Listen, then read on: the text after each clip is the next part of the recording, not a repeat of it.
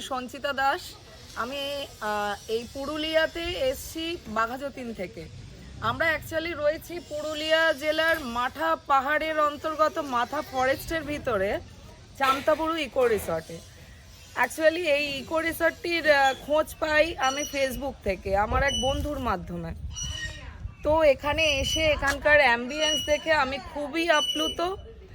আর আমি প্রথম দিন এসছিলাম সুইসাতে, স্টেশনে সুইসাতে। ওখানে রাত্রি 3:30-র সময় আমাদের ট্রেন আসে। আর এখানকার ম্যানেজার নির্মল দা এখান থেকে আমাদের গাড়ির ব্যবস্থা করে দেয়।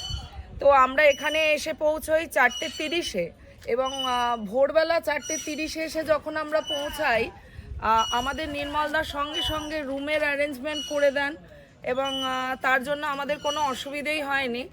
তারপরে আমরা ফ্রেশ হয়ে নির্মলদাই আবার মোটামুটি সকাল 9:30 নাগাদ গাড়ির অ্যারেঞ্জমেন্ট করে দেয় আমাদের অযোধ্যা পাহাড়ের নিচের সাইট সিনগুলো করার জন্য। তারপরে ফার্স্ট ডেতে আমাদের সন্ধেবেলায় এখানে ইকো রিসর্টে ছৌ নাচের অ্যারেঞ্জমেন্ট করা হয়। তারপরে আমরা ডিনার ফিনার করি।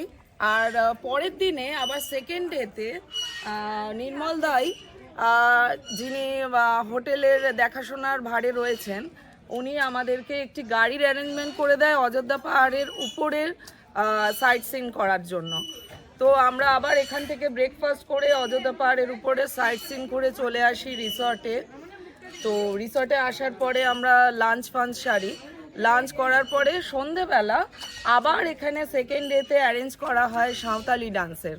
তো সেখানে আমরা রিসর্টে যে কজন মহিলা ছিলাম তারাও পার্টিসিপেট করি।